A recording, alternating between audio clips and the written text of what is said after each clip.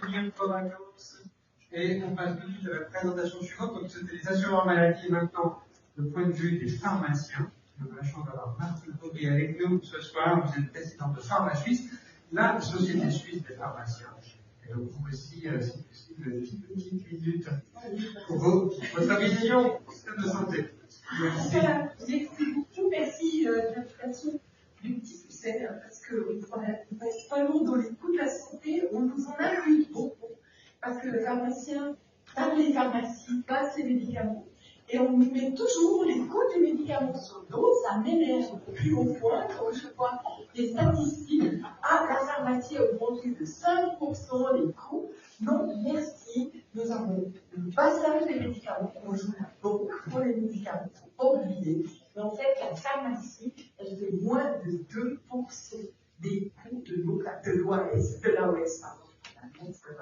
Et donc, mais le petit pousset pourrait jouer des rôles, et c'est un rôle important, et je pense que c'est important de discuter. Alors, les défis, je crois que je peux le passer, parce qu'on en a déjà pas mal parlé ce soir. Qu'est-ce que nous, les pharmaciens, pouvons apporter? Alors, on a une chose, on a l'accessibilité. On est extrêmement bien distribué en Suisse, on a 1800 pharmacies en Suisse.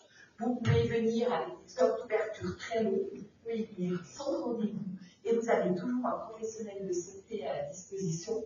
N'oubliez pas que le pharmacien est une profession médicale. On a étudié 5 ans, avec 2 ans de formation post-grade, pour justement donner des soins, non seulement pharmaceutiques, mais aussi médicaux. Donc, on a des possibilités d'aider la population dans la prévention. On en a beaucoup parlé ce soir, c'est extrêmement important. Dans le dépistage, dans le triage, l'aide à l'adhésion thérapeutique, l'amélioration de la thérapie médicamenteuse, ce sont les compétences du pharmacien. Avec un hic pour le moment, c'est qu'aucune n'est prise en charge par la LAMAL, et donc doit être payée par le patient. Alors, soyons très clairs, si vous venez à la pharmacie et que je vous dis on va vous aider à optimiser votre thérapie, mais ça vous coûte 800, 90 euros, je ne suis pas sûre combien de gens pourront se le permettre. Et certainement pas les gens qui en auraient le plus besoin.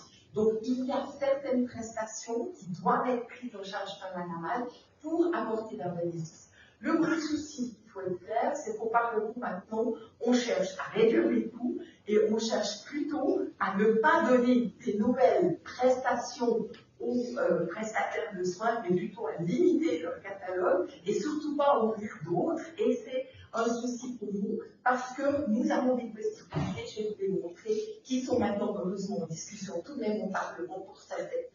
La consultation en pharmacie, c'est intéressant, on est parti en 2012 avec un projet de triage approfondi en pharmacie, où on va plus loin, on avait fait des algorithmes, des aides décisionnelles pour le pharmacien, où on prend en charge différentes pathologies, et on a fait une étude en 2014 qui montrait qu'à peu près 80% de ces cas étaient pris en charge seuls par le pharmacien et réglés par le pharmacien.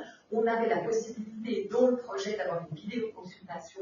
On avait à peu près 17% de vidéoconsultation au début de l'étude. Donc vous voyez qu'il y a beaucoup de cas simples qui peuvent être pris en charge par la pharmacie et on a bien sûr développé ça et on essaie de faire une campagne pour dire venez à la pharmacie parce que nous pouvons vous aider. Nous sommes des professionnels aussi de santé avec justement ces compétences médicales.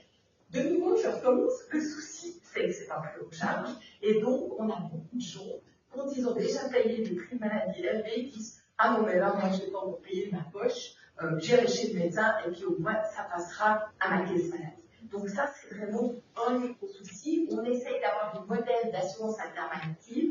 Le gros souci qu'on a, c'est que les gens de la pharmacie ne se souviennent plus de quel modèle ils sont. On ne les voit pas toujours quand on check leur carte. Et puis, on ne fait pas ces prestations assez souvent pour ces gens.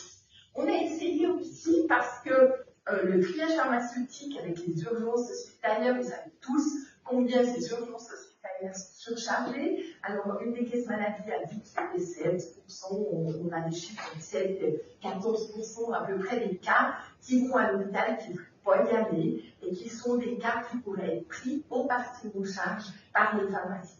Donc, on a essayé en disant, OK, on va faire un projet structuré en Suisse où les pharmaciens peuvent aider. Et bien sûr, c'est pas une prestation normale. Donc du coup, on a essayé d'utiliser le fameux projet pilote, article 59 de la NAMAL, qui dit justement qu'on peut essayer avec les projets pilotes. Alors, on a été montrer ça à l'EPC, qui dit ah mais c'est super, mais non, ça ne sert absolument à rien du tout parce que vous êtes déjà prestataire de soins. Si on vous permettait d'utiliser ce projet pilote, eh bien malheureusement, on encouragerait de nouvelles prestations pour les pharmaciens, ça ne peut pas le faire dans ce projet pilote. Donc je ne sais pas à quoi il sert, parce qu'en fait dans ce projet pilote, soyons clairs, on essaye d'apporter quelque chose pour diminuer les coûts. Si vous n'allez pas à l'hôpital, c'est clair que vous apportez un bénéfice. C'est assez triste, mais c'est comme ça que ça se passe actuellement. Alors, par chose, on a tout de même des prestations qui sont maintenant sur la table du Parlement. C'est d'autres paquets de mesures où c'est des prestations qui doivent diminuer les coûts. Donc, on va nous prouver qu'on va diminuer les coûts. Et nous avons deux articles. Le premier article qui est de pouvoir fournir des prestations de prévention dans le cadre de programmes de prévention. On aura enfin la vaccination qui sera payée à la pharmacie, c'est indispensable. Et puis, on aura des prestations de conseil, de soutien pharmaceutique pour optimiser la thérapie et l'observance thérapeutique. On sait très bien que les problèmes d'adhésion, que les gens ne prennent pas les médicaments correctement, sont très lourds pour les assurances maladie, puisqu'on estime à peu près à 2 milliards de surcoûts parce que les gens ne prennent pas leurs médicaments comme il faut. Donc vous voyez, on a beaucoup de choses possibles. On est en train, bien sûr, de mettre des projets en place, de les définir, de les implémenter en pharmacie. On a par exemple la réconciliation médicamenteuse ou interface qui va être très importante. On sait que quand les gens sortent de l'hôpital, c'est 2 semaines avant qu'ils aillent chez leur médecin. Souvent, ils ont des médicaments en plus qu'ils prennent parce qu'ils ne se rappellent pas qu'ils doivent les arrêter ou ils ne savent pas que le médicament prescrit par l'hôpital remplace un autre médicament. Donc ça, c'est des choses importantes.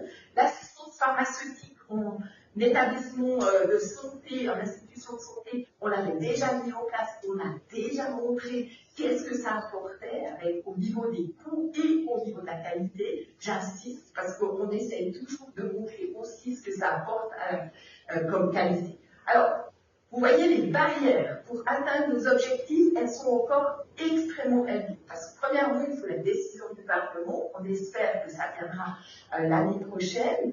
Et puis après, il faut la rédaction des ordonnances d'application, donc au niveau de l'OFCC, pour nos prestations, toutes ces prestations, et j'insiste, dont les soins coordonnés, on a besoin de cette interprofessionnalité. Nous, on ne veut pas être tout seul en route, ça ne sert à rien du tout. On doit travailler avec les autres professionnels.